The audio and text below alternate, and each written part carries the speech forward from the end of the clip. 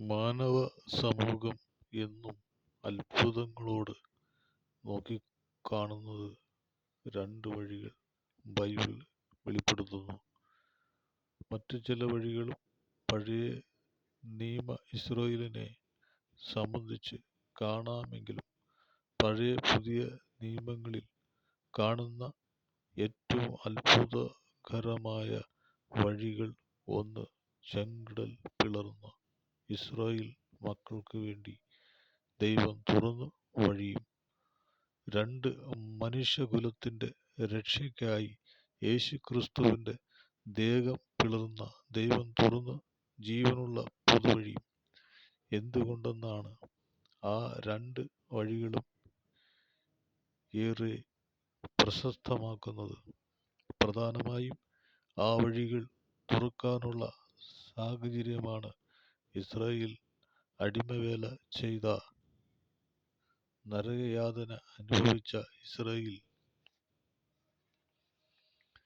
വിടിക്കപ്പെടുവാൻ കഴിയാതെ കഴിഞ്ഞ 40-ലധികം വർഷങ്ങൾ. പക്ഷേ ദൈവം അവരുടെ പിതാക്കന്മാരായ അബ്രഹാമിനോടും മറ്റ് ചെയ്ത വാഗ്ദത്തം നിറവേറ്റുവാൻ ശ്രമിച്ചു. വളരെ പണിപ്പെട്ട ഇസ്രായേൽ ജനതയെ മോചിപ്പിക്കുവാൻ ശ്രമിച്ച മോശയുടെ നേതൃത്വത്തിൽ അവർ കാനാനിലേക്ക് ഉള്ള യാത്ര ആരംഭിച്ചു.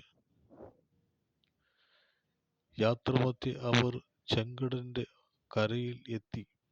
40 ലക്ഷത്തിലധികം വരുന്ന ജനതയെ, ആടുമാടുകൾ, മറ്റ് മൃഗങ്ങൾ ഒക്കെയും മറുകര എത്തുക അസാധ്യം. അതുമാത്രമല്ല, ഇസ്രായേൽ തന്റെ രാജ്യത്തിന് വിട്ടുകൊടുക്കേണ്ടത്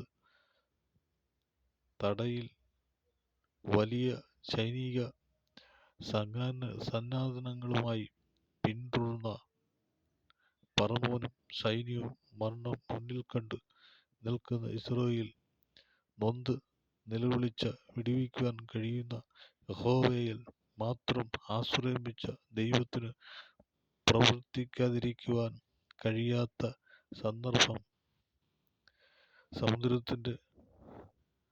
സമുദ്രത്തിനെ പിളർന്ന വഴി തുറന്നു. അത്ഭുതം അനിവാര്യമായിരുന്നു. യഹോവ മോശയെ കൊണ്ട് അത് ചെയ്യിച്ചു. അതിലൂടെ ദൈവം രണ്ട് കാര്യങ്ങൾ ചെയ്തു. അതായിരുന്നു ഇസ്രായേലിന്റെ വിടുതലും ഫറവോന്റെ നാശവും.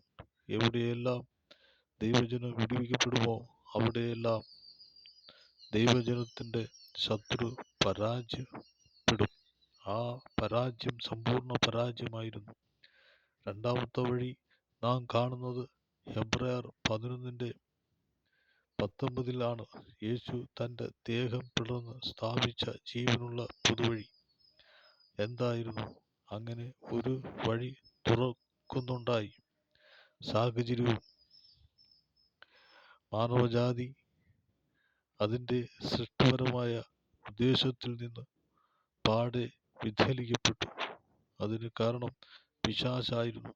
മനുഷ്യൻ പാപിയായി. പാപം മുഖാന്തരം മനുഷ്യൻ ദൈവത്തോട് അകന്നു. പാപത്തിന് പരിഹാരമായിരുന്നു രക്തം ചൊരിച്ചതുകൊണ്ട് സമ്പൂർണ്ണ വിമോചനം സാധിച്ചത്. റോമാ ലേഖനത്തിൽ പാപിയെ മനുഷ്യന്റെ വലിയ കരച്ചിൽ കേൾക്കാം. അയ്യോ, ഞാൻ അരിഷ്ട മനുഷ്യൻ, ഈ മരണത്തിന് അധീനമായി ശരീരത്തിൽ നിന്ന് എന്നെ ആർ വിടുവിക്കും? ആ നിലവിളിയുടെ ഉത്തരം എന്നാണോ? ഒരു പുതിയ വഴി തുറക്കപ്പെട്ട് ആ വഴി പാപ പങ്കിലമില്ലാത്ത സ്ഥലത്തോടുകൂടി ആയിരിക്കുന്നു. അതുകൊണ്ട് തന്നെയാണ് യേശുവിന്റെ ദേഹത്തിലൂടെ ആ വഴി തുറന്നത്. ഈ വഴി മൂലം രണ്ട് കാര്യങ്ങൾ ദൈവം സാധിപ്പിച്ചു.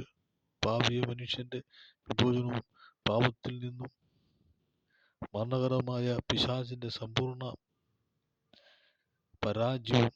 ഈ രണ്ട് വഴിയുടെ മാനവ സമൂഹത്തിൽ എക്കാലവും അത്ഭുതങ്ങൾ തന്നെയാണ്. ദൈവത്തിന് സ്തോത്രം. ഈ വചനം ആദ്യം അനുഗ്രഹിക്കട്ടെ പറഞ്ഞുകൊണ്ട് ഞാൻ ഉപദേശം പറയിക്കും. ദൈവം നാമം ഉണ്ടാവട്ടെ. ആമേൻ.